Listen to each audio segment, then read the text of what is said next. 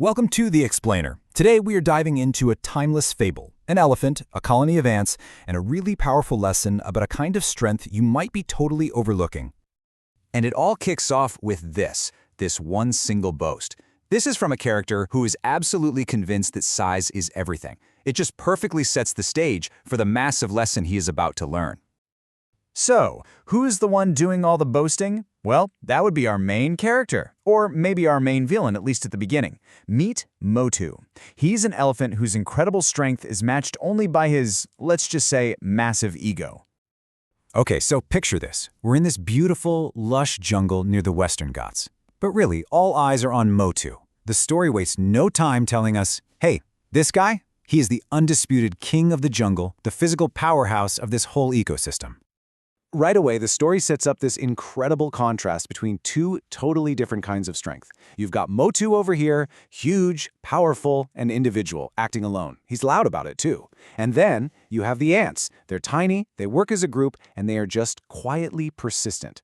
So the story is basically asking us right from the get-go, which one of these is the real strength? But then, everything changes. Just like that. In a single moment, Motu's greatest asset, the very thing he's so proud of, his incredible strength, becomes absolutely useless. It happens so fast, just a few days later, and this just goes to show you how quickly your whole world can get turned upside down. Because a terrible storm just slams into the jungle. And you see, this is a whole new kind of player in the game. It's not another animal Motu can just push around. This is a force of nature, and it is way, way more powerful than anyone in that jungle. And the result? Utterly devastating. Motu, the elephant who thought he was invincible, the ultimate symbol of strength, is trapped, pinned. His raw power means absolutely nothing against the crushing weight of those fallen trees. And this is where his past really comes back to haunt him. He's shouting for help, right? But nobody comes. Why? Because his pride, his bullying, it left him totally alone. The other animals, the ones who could actually help, are either too scared of him or, honestly, probably feel like he's getting what he deserves.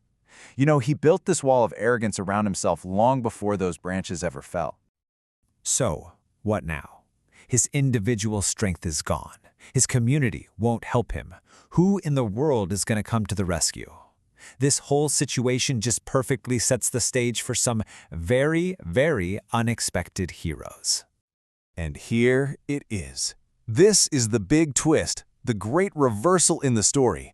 Our whole idea of what power even is about to get flipped completely upside down, and it's all thanks to the very creatures Motu despised.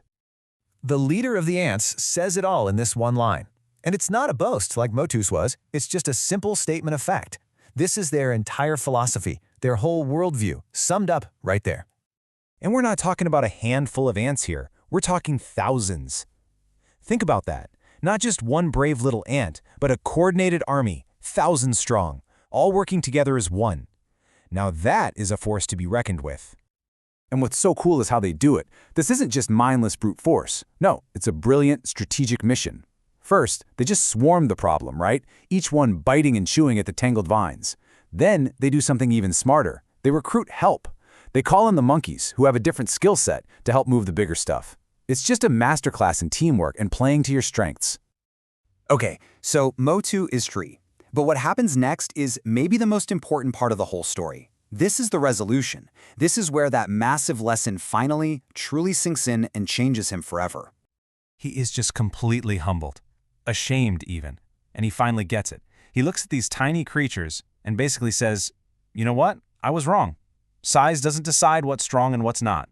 And the story makes it really clear that this wasn't just him being grateful in the moment. From that day on, he was a changed elephant. He became humble, he started helping everyone, even the smallest animals in the jungle. He went from bully to protector. So, what's the big moral here? What's the takeaway for us? It's all about redefining what strength actually means. It's not about being the biggest or the most powerful individual.